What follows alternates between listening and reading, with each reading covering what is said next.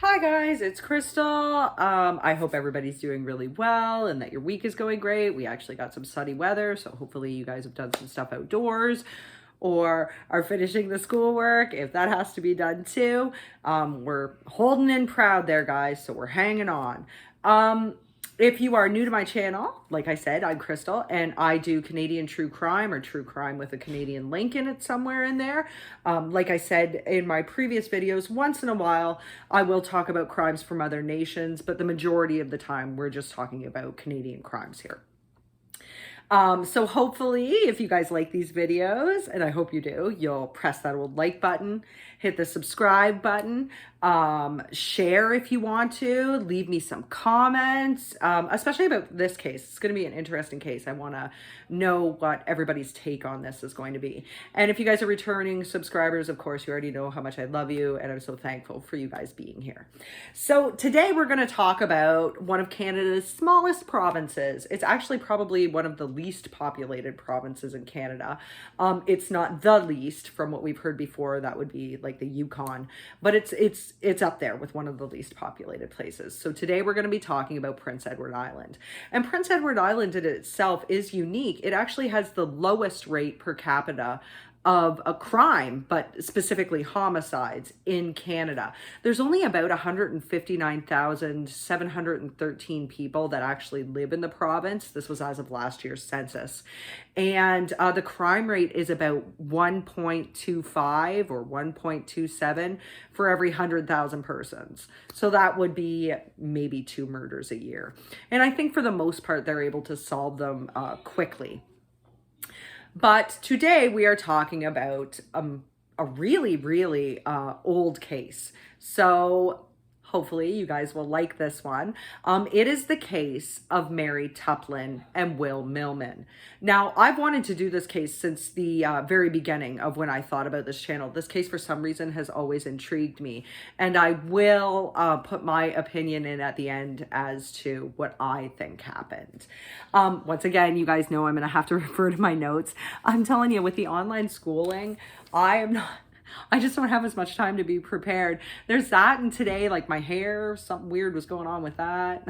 I couldn't get my eyelashes done today. It was a day. So today, like I said, we're going to be talking about Mary Tuplin and Will Millman. So Mary Tuplin and Will Millman actually lived across from each other. One of them the Tuplin family lived on one side of the Southwest River, and the Millman family lived on the other side of the Southwest River. And like I said, this was in the western part of the province in a very small rural place called Margate. Now, Margate itself is not incorporated into any municipal structure in PEI. Unincorporated means that it's on its own. It doesn't have its own municipal government, and it's not amalgamated with any other government around. They're just basically on their own. They're themselves. So Mary Tuplin was born to John and Margaret Tuplin on May 5th of 1870. She was born to a family with 10 children. So altogether, John and Margaret had 10 children. I'm not sure where she actually fell within the ranks of the kids, but I know she was one of their children. And Will Millman was actually born in 1868, so he's a couple years older than Mary, to another John. I know we're going to be talking about a lot of Johns today, guys. To John and Joanna Millman. And he was actually oldest of 6 children. So we're talking about large families here. So, like kids do, they met at a New Year's Eve dance. This would have been December 31st of 1886. Mary was 16 at the time, and they said that Will was around 19 at the time. So they met at this New Year's Eve party. And for the town, or the village, hamlet, of Margate, this was like a huge thing. This was their yearly celebration. This was like the biggest event of the year from what people have described it as. All the farm kids would get all cleaned up. They'd get themselves in really nice clothes. Sometimes the parents would join them. Sometimes they had permission of the parents to go to the place and just hang out. And yes, there was alcohol involved. You know how it can get. Sometimes with small towns, there was alcohol involved. So they went to the New Year's Eve dance. They met up at some point in time during the night. I don't believe they had known each other prior. They probably knew who each other was, but I don't think they'd had like a meeting per se before this. And at midnight, a lot of people said that they kissed, and it was like a long, sensual kiss. Now, according to the stories, Will took Mary home, and it was around 3 a.m. when he actually took her home. And she wasn't just content to give him on a kiss on the cheek and send him on his way. Nay, nay. She actually had him come into her home. So he was there for about 20 minutes, and they did make plans to see each other the following week. So this would be the first week of January. So the next week he showed up at the Tuplin home, and to his dismay, so to speak, the whole Tuplin clan was there. All of the kids were there to meet him. Mary, of course, was there. And so were mom and dad Tuplin, John and Margaret. And it was said that Will was like ill at ease during the night, probably because there were so many family members, but they were all like, oh, Mary has a suitor, Mary has a suitor. So back then this was a big deal. Eventually, all of the Tuplins, including Margaret and John, retired, but not Mary and Will. They entertained each other for a little bit longer, if you guys can get my drift. Sometime in the early morning hours, John yelled down for Mary to get to bed. And then, of course, a few minutes later, Will hightailed it out of there. Now, this is where the story gets unfortunate, because after that date, what I would call the initial first date, but I guess you could technically call it a second date. After that assignation, John basically wanted nothing more to do with, Will basically wanted nothing more to do with Mary. He essentially left her after she was a conquest to him. That's all that she was to him. In fact, he told his friend Francis Power that yes, definitely he and Mary had relations, so to speak. And he actually never wanted to see her after that. He was squiring other girls around town. So Mary was not on her radar, or was not on his radar. So sometime in the early spring of 1887, Mary told one of her sisters that she was pregnant. Of course, we all know that in the 1800s especially, but well into the 1900s, it was very much frowned upon to have sex before marriage. It was a sin. The church definitely considered it a sin, and a lot of people were religious back then. But number two, to have an illegitimate child, to have a child without being married, was definitely a sin. Both families would have been looked on, and you only had one or two ways to do this. Number one, you'd get married and likely have a very unhappy marriage because you didn't know each other and you didn't really want to be married. You could try to use illegal means to get rid of the baby, but that was very, very dangerous back then. Not many doctors did it, and like I said, it was illegal. Or the man could run away from the family. He could essentially just leave them, and it would have consequences for both of them, but for the woman, it was even more frowned upon. So like I said, sometime in the early spring, she told her sister she was pregnant. Now, somehow this got out around town. Margate, like I said, very, very small place. It was an Irish-Scottish community. Everybody was close-knit. Everybody knows everybody's business. So it did get down. Now, there are two stories about how Will found out. One was that he just found out from town, and that he went and spoke to Mary himself. And they had like some sort of meeting, and this would be in late June. Another one is that on the 26th of June, Will actually went and talked to the local parish sexton. So he would be like a version of a chaplain. he went and spoke to him. And the chaplain and his wife, or the sexton and his wife, were actually going to go and visit the Tuplin home that night. Another John, Mary's younger brother John, was very, very sick. And I think they were going there to give a blessing and to see if there was anything to be done. So Will actually asked the sexton to find out if Mary was pregnant. When they went to the home, Mary did admit to the sexton's wife that she was indeed pregnant and that it was Will's child. Mary had also told her sister that this was Will's child, and everybody around town was gossiping anyway, and they all figured out that this was Will's child. So regardless, on the morning of the 27th, little John Tuplin, the brother, actually died from the sickness. From what I've heard, he'd been ill for a length of time. So he actually died, and he was buried on the 28th of June. So on the 28th of June, Mary did not attend the funeral. She actually stayed at home to look after one of her sister's babies. And the whole family arrived back at about 6 p.m. It would be in and around a little bit before 6 p.m. I know that the whole family was there at this point in time. And at 6, or shortly after 6, which was actually dusk back then, this was June 28th. So it's still daylight, but it was going towards dusk. Mary left the house. Now, she didn't tell anybody why she left the house, and she didn't tell anybody where she was going. She didn't say anything at all. After about 20 minutes of her being gone, Mary's mother, Margaret, started to worry. So she went out and looked around, and she didn't find Mary. She told John, and John went out to look for his daughter. You guys have to understand that in the 1800s, a woman, or a young girl in this case, that was going out on her own, people would start to wonder where they are, and would start to get kind of suspicious about where they were, or about what was going on, because it was really strange for a woman to be gone that long without telling anybody, or without acknowledging where she was going, without having a reason to. It was very, very strange, but also very it just didn't happen. If a young girl was out for that long without them telling anybody, and they disappeared for even 20, 30, 3 hours even, it was very strange. So they'd go out and look for this person. So her father went to a neighboring farm. This was owned by a family called the Prophets.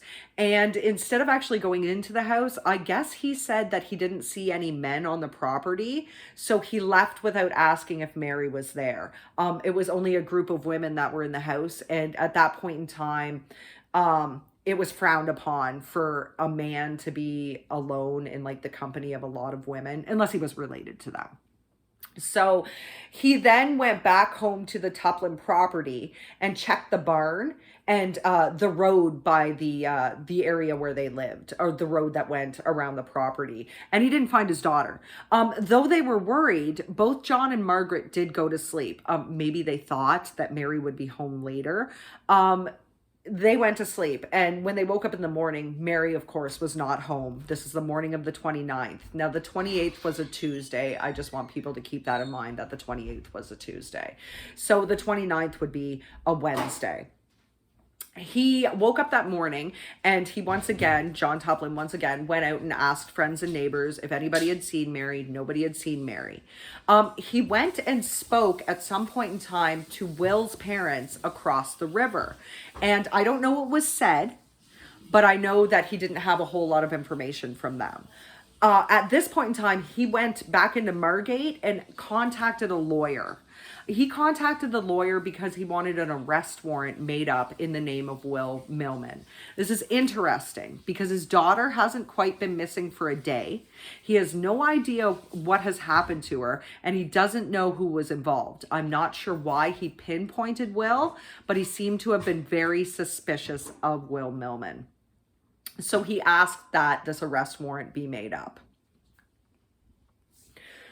Another day went by, and on the 30th, they had search parties out. These were 12 men search parties, so it was a search party of 12 men, and they were looking all over. And it was on the 30th, the Friday, that the men found a couple of clues. Number one was that on the banks of the Southwest River, they found Mary's handkerchief. So at that point in time, ladies carried handkerchiefs, you know, to like surreptitiously wipe their nose or to wave goodbye, or it was just a thing that they did. And they knew it was Mary's because there was an M embroidered on one of the corners. They also found a boat that was moored just off the Millman property. It was not the Millman's boat. It was a boat owned by a man named John Cousins. So they found this boat, and they noticed that John Cousins definitely identified it, that an 80-pound stone that he had been using as an anchor was missing from the boat. Searchers decided they were going to drag the river, and they dragged the river until Monday. So Monday would have been July 4th. They dragged the river, and they did find Mary's body. Her body was near a spring in about 4 to 5 feet of water, and it was weighed down at the waist by a heavy 80-pound stone.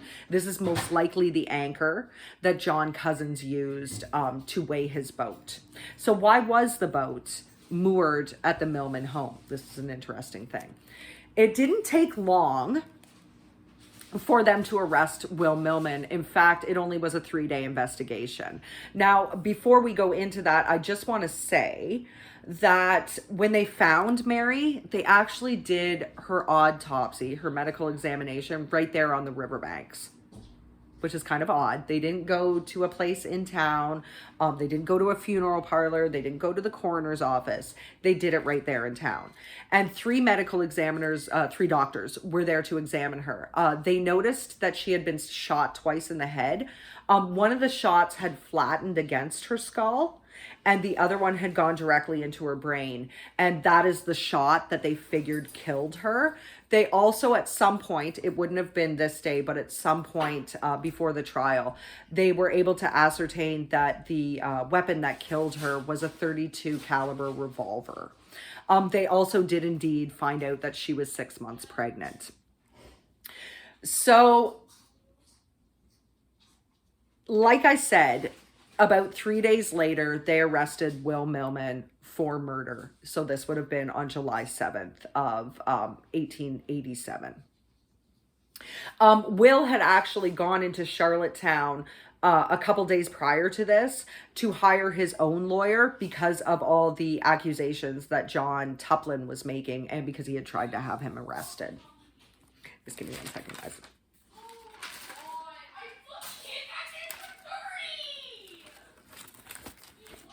I do want to point out, though, guys, that with regards to the arrest warrant that John tried to take out on Will, it does seem really odd once again.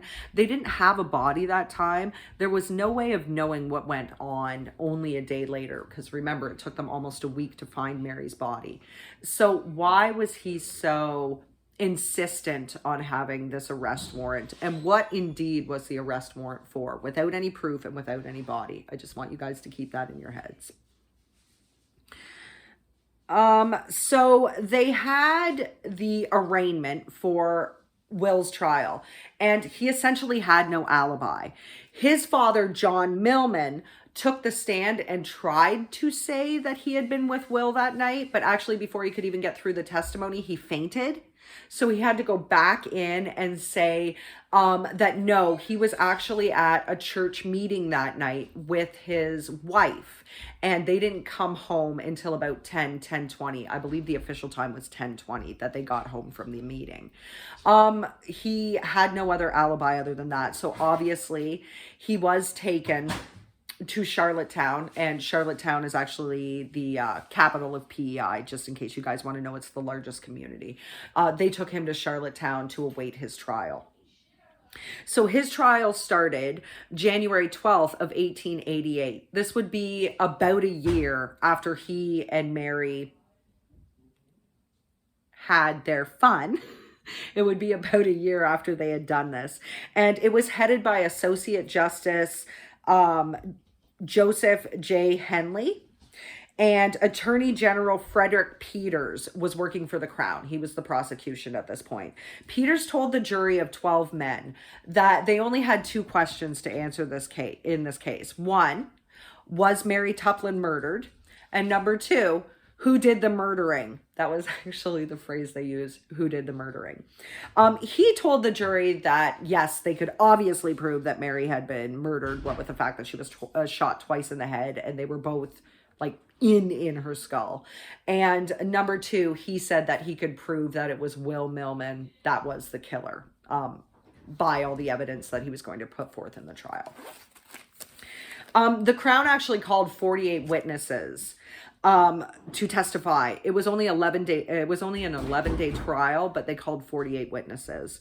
The medical examiner testified that 2 bullets, like I said, were found, the one that flattened up against the skull and one that went into her brain.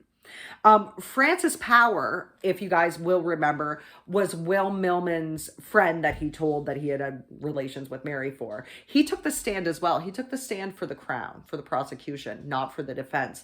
And while he was there, he said that a week before the murders, he had loaned Will a .32 caliber gun, a .32 caliber revolver. Now, this is where the story kind of gets murky again, because I've heard 2 different accounts. In one account, it was said that the gun was not loaded when he loaned it to Will. In another account, and this was an account given by Max Haynes. Max Haynes is a very famous, or was a very famous, he's passed on, Canadian writer. He wrote a lot of true crime books. I have several of them. He's really great. I love his true crime books. And he was also a columnist that worked out of Nova Scotia. So I tend to believe his account a little bit more. In his account, he said that the gun had 5 bullets in it when Francis originally loaned it to Will. When Will returned the gun 2 days after Mary went missing, but I think it was before her body was found. Just give me 1 second.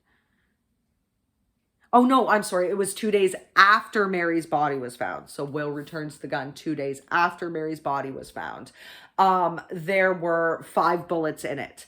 3 of them were still live, but there were 2 spent shells in the chamber. I just want everybody to remember that. 2 spent shells. Mary died by 2 gunshots. Francis's brother, Patrick Power, then testified that Will had come to his home and tried to get him to sign an affidavit saying that the 2 of them had been together that night. And he wanted Patrick to basically give him an alibi for that night. Will had no alibi, if you guys will remember. And of course, Patrick didn't do that. He was testifying for the prosecution. A 13-year-old girl also testified that she had seen Will in a small boat paddling down the river, which would be the Southwest River.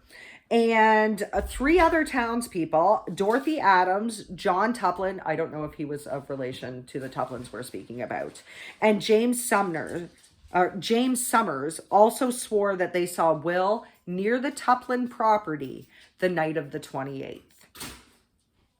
John Cousins also testified at the trial. He testified that the boat that was moored near the Millman property was his, and that his 80-pound stone anchor was missing. All of this evidence does seem to point to Will. Okay, guys, so we've got the boat that's moored near the property. We've got the missing stone. We've got Will having no alibi. We've got Will trying to get someone to give him an alibi. And we have a gun that he borrowed that was returned with 2 spent casings in the chamber. We know that 2 shots killed Mary. However, all of this evidence is circumstantial. There was no direct evidence that ever linked Will and Will actually shooting Mary to Mary. There was no evidence like that. A lot of unanswered questions were actually raised in the trial. Several townspeople said they noticed a stranger in dark clothing on the banks of the Southwest River that night. They said that they saw this person shortly before dusk, so this would have been before 6 p.m., before Mary left her house. there was only one person in amongst these several town people that was able to identify this stranger in dark clothing as Will Millman. Everyone else said they didn't know who it was. Several other witnesses reported a wagon going at really high speeds down the road that night, and in the wagon were two men and a young girl. None of these people have been identified. No one knows who the people on board the wagon going at high speeds were. They just reported that to the courts. Another significant thing about the trial is that many of the townspeople and many of the people interviewed and many of the people that spoke out in court confused the timeline of events. Number one, a lot of people didn't seem to know what time Mary left her house or what day. A lot of people didn't seem to know when the church meeting that John's parents, remember the Millmans, had attended. They didn't know what time it started or what time it stopped or what actual day it was. Some people didn't actually know the exact date of when Mary's disappearance took place. So you had a lot of conflicting accounts.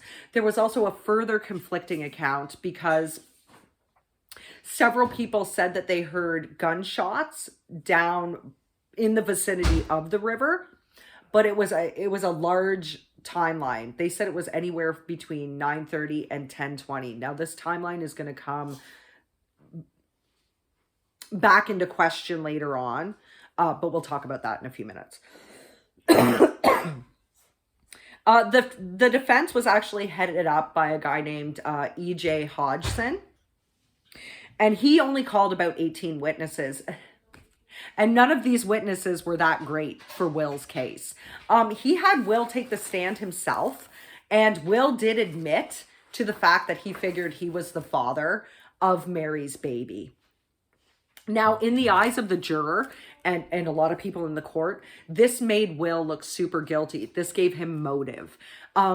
To the courts and to everybody else, no one else but Will had a motive to kill Mary. She was pregnant. He didn't want the baby. He didn't actually even want to be with her. He had just used her as a conquest. So to a lot of people, this made Will look very, very guilty.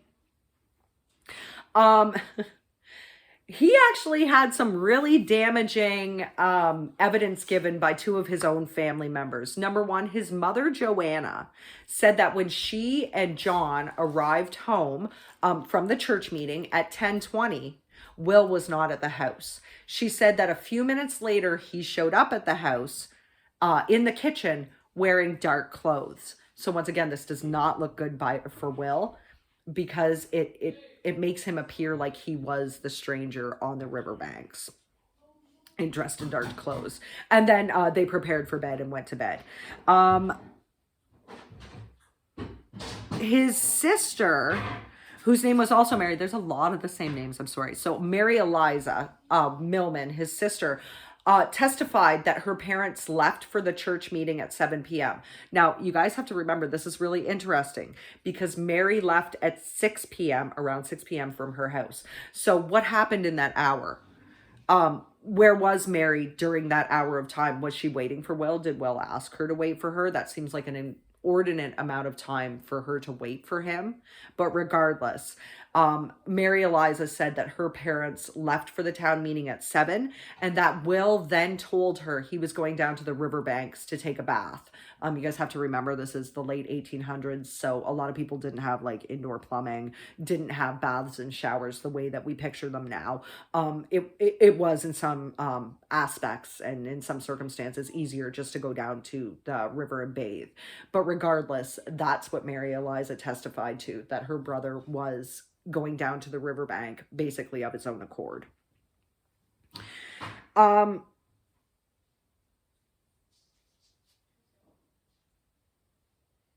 The defense tried to prove, and this is where the gunshots are going to come into the story. The defense tried to prove that Will would not have had enough time to kill Mary.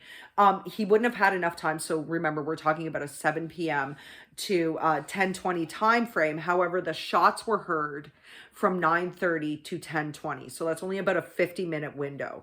How would Will have had enough time to meet Mary. And first of all, where was Mary for all this time? What had they been talking about for that what, hour and a half, 2.5 hours? What would they have been talking about? But regardless, the courts tried to say, or the defense tried to say, that Will didn't have enough time to shoot Mary, get the boat, then get her into the boat, because remember, she was pregnant too. No blood either. Nobody ever described Will having like a speck of blood on his clothes. I would assume Joanna probably washed the clothes, and nobody described anything about blood. But because the clothes were dark, it's possible that it could have hidden the blood. But anyway, then go down about half a kilometer to where they found Mary's body, tie the stone around her, heave her over, and then travel back 3 kilometers to his actual home. He had to do all that in 50 minutes. And if you guys, that's if we're assuming that the gunshots happened at 9:30. If the gunshots happened at 10 o'clock, like some people said, remember there was that half-hour discrepancy. If the gunshots had happened at 10 o'clock, like some people said, Will would have only had 20 minutes to do all of that. It doesn't make a lot of sense. It doesn't seem like Will would have had enough time to do all this. And this is what E.J. Hodgson tried to tell people. Look, how would he have had the time to get all of this stuff done? Regardless, sorry guys. Because we don't know the actual time frame, we can't say for certain what happened or for certain if he would have had enough time. But Justice Hensley actually told the courts that, yeah, Will had more than enough time to do this. Will Millman, like I said, did take the stand, and he made himself look even more guilty, or he at least gave the jury more questions about him. Hodgson, in the closing remarks, then urged the jury to look at the importance of reasonable doubt within this case. Just because you had suspicions about a person, no matter how strong the suspicions were, it doesn't mean they did it. Because first of all, there was no direct evidence linking him to it. There was a lot of different accounts. Nobody could agree on timelines. Just because you have suspicions about a person doesn't necessarily mean that they were the perpetrator of the crime. The Crown actually agreed with that. Yes, you have to talk about reasonable doubt, but you can't talk about impossible doubt. The jury said, Peters reminded the jury, so remember, Peters was working for the Crown, he was the prosecution. He reminded the jury that Will was the only person that had motive to kill Mary. He was the only person that seemed to have a beef with her, and that would have been the pregnancy. And that was basically the wrap-up of their case. Now, Justice Hensley actually does not seem, he actually seems super biased to me, guys. He does not seem like he really cared that much for Will or for justice in general. According to him, he gave a very detailed account of the evidence, and this was a 4-hour account. This would be February 4th of 1888, where he gave the jury these detailed accounts of evidence. And none of this evidence that he gave forward assuaged anybody of Will's guilt. It basically just made him look guiltier. It was on that date, February 4th, 1888, that the jury was then dismissed and they began their deliberations. And it took them only 5 hours to reach a decision. And that decision was that Will Millman was guilty for the murder of Mary Tuplin. Will actually fainted when he heard this news and had to be carried out of the courthouse. And of course, he was ensconced in Charlottetown. He would have been in the prison there. On February 9th, Justice Hensley rejected the jury's plea to spare Will's life. They said, okay, maybe he did this, but we don't think you should kill him. We have too many questions. We just don't think that you should kill him. Justice Hensley didn't care, and he sentenced Will to death that day. So his death was to take place April 10th of 1888. And of course he would be hanged. That's normally how they did things back then. You would be hanged. So until that time, he would be within the Charlottetown prison. Of course, justice was much speedier back then. Usually it's like 2 years here, year and a half, 2 years before we actually get to trial. And trials usually take longer than 11 days. Not always, but sometimes they do. Sometimes, of course, verdicts take longer to be reached. Sometimes people ask questions. And there's not a whole lot of time where judges don't listen to the jury or the jury's recommendations. But in this case, all of those things were thrown out the window. We had an 11-day trial. It was very speedy. We had a justice who seems to be kind of biased about things. We have a jury that only took 5 hours to deliberate, despite lingering questions like about the stranger, about the wagon with the 3 people that people had seen, about the time frame of the actual murder, about when the bullets were supposedly heard, about who was doing what, when, and what day it actually occurred. There were a lot of questions, but regardless, Hensley sentenced him to death. Now, Will actually tried to escape from the Charlottetown prison in March of 1888 because obviously he didn't want to die, and he kept telling people he was innocent. I want you guys to know that for the whole time, from arrest, actually even prior to arrest, from when John Tuplin started to make these accusations against him until the day he was supposed to be hung, he always said he was innocent. He never, ever, ever said anything that would lead people to believe he was guilty. And I want you guys to remember that he was between the ages of 20 and 21 in 1888. I think he was only 20, actually. He was about 20 years old. Hensley said he sentenced him to death because Will showed no mercy when he was killing Mary, and that she had essentially done nothing to him. So basically, Will had to pay for this crime, and he needed to be hung for it. Like I said, sorry, I'm skipping ahead of myself. Like I said, Will had tried to actually escape from the prison in March of 1888. He was unsuccessful. He hit one of the guards over the head with a bottle, which, I mean, that in itself could be taken as questionable behavior right there. If he was willing to get rid of Mary, now it looks like he's willing to get rid of somebody else. But anyway, that's another interesting point just for you guys to remember. But when he got out into the jail yard, there was like no way for him to escape the actual jail yard. So he kind of gave up, and he was rearrested, and they shackled him until the 10th of April. He always remained in shackles until then. On April 10th of 1888, in front of 50 witnesses, I guess a lot of people had actually wanted to witness this crime, but they only allowed 50 witnesses to be present as an audience. Will Millman was led to the gallows. Now, he asked to be blindfolded before he was hanged, not because he was scared to be hung, but because he didn't want to see the witnesses. He didn't want to see them out there and basically happy because he was being hung. The whole thing went without a hitch. He swung down the gallows at about 8:08 a.m. the morning of April 10th, and he was pronounced dead at 8:19. And so you guys may think that's the end of the saga. It's not, though. This case was never fully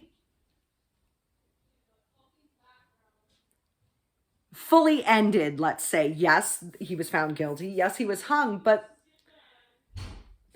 there's another piece of information I need you guys to know. The postmortem, like I said, for Mary was done on the banks of the Southwest River between the two properties. However, they actually removed her head at this point in time and took the head to Charlottetown as evidence. They then buried her body that night. So the night of July 4th, she was buried without a casket, without any family members present, and without any ceremony. There was no religious ceremony. There was no funeral in general. She was basically just dumped in the same grave as her brother John, who, if you guys remember, had died a week before. So this is why this case is so interesting even more, is that this story was passed down through the Tuplin family for many generations, and it was always talked about where her head was. Now, in in the late, no, it would be in the early 21st century. So it was actually it was 2016 that this happened.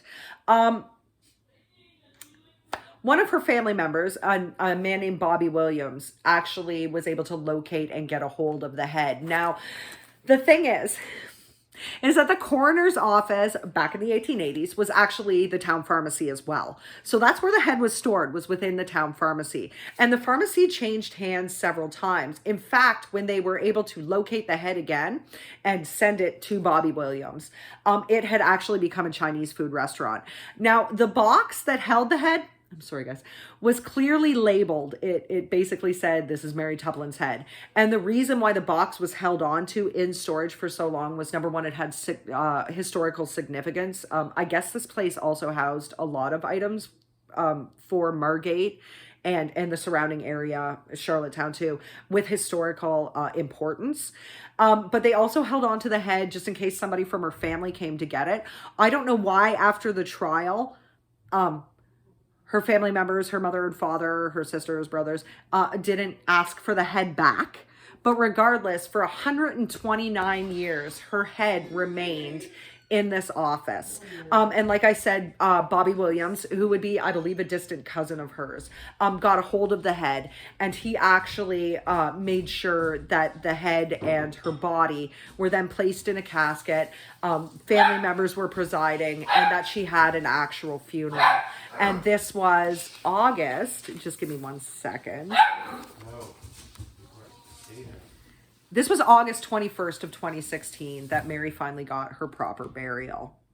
Now, Bobby Williams, the distant relative, has actually said he doesn't believe that Will Millman was responsible for Mary's murder. He said, and I quote, "They hung the wrong boy.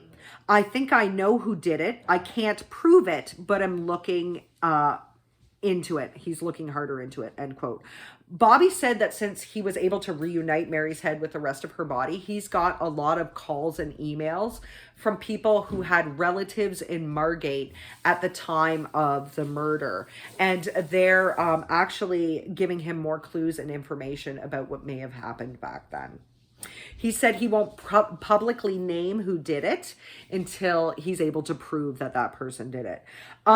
Several people, a lot of townspeople actually, believe that Will is innocent and believe that the person who murdered Mary was a close family member. They won't name the person, of course, but until it's proven, but that's what they believe. And they also feel that Will knew who did this murder, but Will refused to name the murderer out of a sense of honor, of honoring this person. That Will knew who did it, but he would never name who actually did the murderer. So Will went to his death, like I said, proclaiming his innocence, but also keeping this secret. There is also a story. I only saw it once though, guys, so I'm not totally certain if it's true. There is actually a story that a man from town on his deathbed actually confessed to murdering Mary.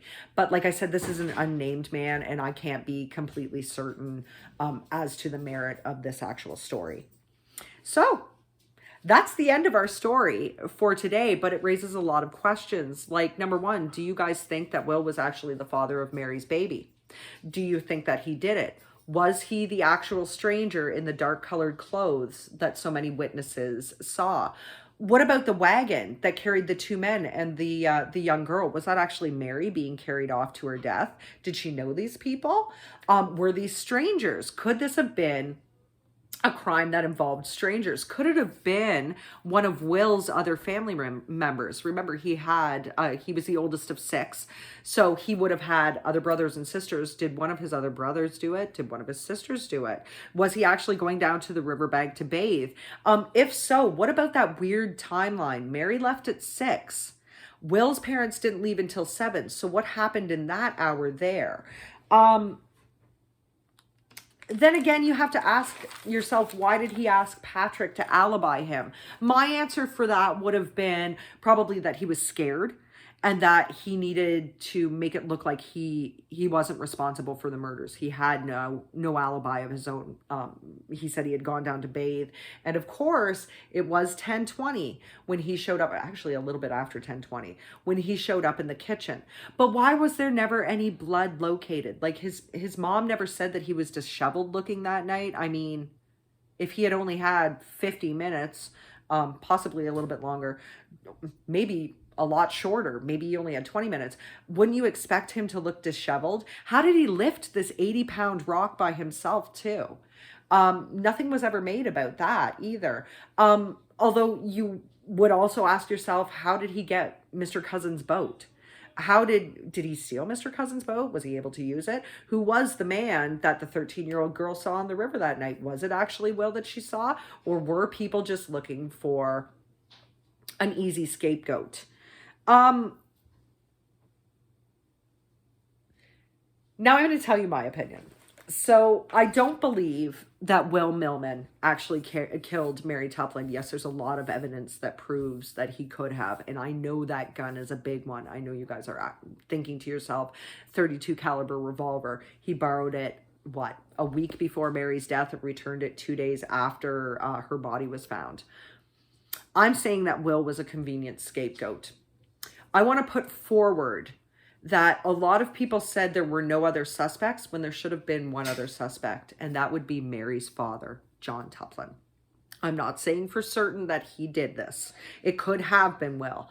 I'm saying that it's also likely or possible he could have done it. Number one, I don't know what kind of guns he had around. Number two, did he really look for his daughter? He said he didn't go to the Prophet's house, which would have been the nearest neighbors. He said he didn't go to their house because it was all women that were there, so he couldn't. But was he actually there? Could the Prophets prove that he was there? Why did he and Margaret just go to bed? Why didn't they actually alert anybody? And why the very next day on the 29th, without evidence, without knowing where his daughter was, without knowing that she had been murdered, she'd only been missing for less than 24 hours at this point, why did he automatically point the finger at Will? He would have been mad, guys. His 16-year-old unwed daughter was pregnant by a man she only dated once. So in 1880, in the 1880s, you got to bet this was a huge sin and a huge shame that she would have been putting on her family. This would have made life very hard for the Tuplin family, and all of their respectability would have gone down the drain. Was he so angry that he actually went out and killed his own daughter and then, of course, got rid of the body? I mean, we're saying that maybe he may have set Will up. Maybe he took John Cousin's boat, did away with his daughter. He would have had plenty of time from 9:30 until the next day, basically, because nobody ever said anything about Mr. Tuplin. When they heard the gunshots, so let's say the gunshots had occurred between 9:30 and 10, like everybody said, he would have had all that night to get rid of her. Whereas Will would have only had between 50 and 20 minutes to do that. I should have said it the other way, between 20 and 50 minutes to do that. There was never any direct evidence on Will. We don't know about any evidence towards John. His wife could have gotten rid of the bloody clothing. They would have had a long time to clean up a crime scene if he did it. And then it would have been very convenient for him to make it look like Will did it. Just moor the boat close to Will's place, start some rumors. We don't even know what he said to Mr. and Mrs. Millman.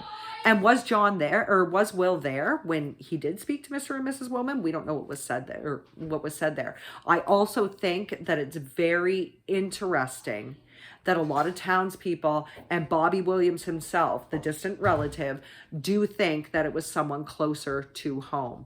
I'm putting forth that that person could have been John Millman. Or, sorry, that person, could have been John Tuplin. Could have also been, like I said, one of the Millman brothers or sisters.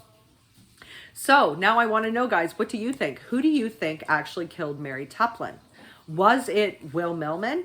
Was it one of her relatives? Was it one of Will's relatives? Was it a stranger? One of the people that was in the wagon? We don't know.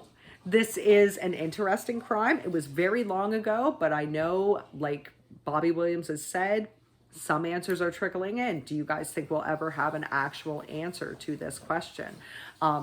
I can't say for sure, guys. I just want to know what you guys think.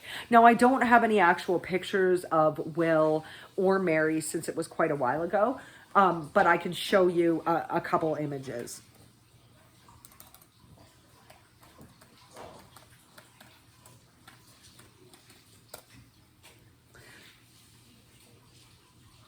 So this picture right here, I'm trying to get it, is just a part of the jury's pictures. You know, headlines at that time announcing it. This picture is from her actual full-on burial, which was August 21st of 2016, so very recently. And this small one, I know it might be a little blurry today, guys, is an actual picture of her gravestone. And I do want you guys to know that this is a really big mystery in PEI. There have been songs written about this murder. There have been plays written about this murder. Actually, one just went on not that long ago. It may have been 2019 or the start of 2020. There have been poems written about this play, or poems written about this incident. This is like a really big case for PEI. So, like I said, guys, hopefully you will like this video, you'll subscribe, you'll share if you want to, and leave me some comments. I really want to know who you guys think committed the murder of Mary Tuplin. So hopefully you guys will all have a really good week, and maybe I can get my eyelashes stuck on better next week and my hair can be a little bit better. But hopefully I will see you guys next week. Have a good one. Bye.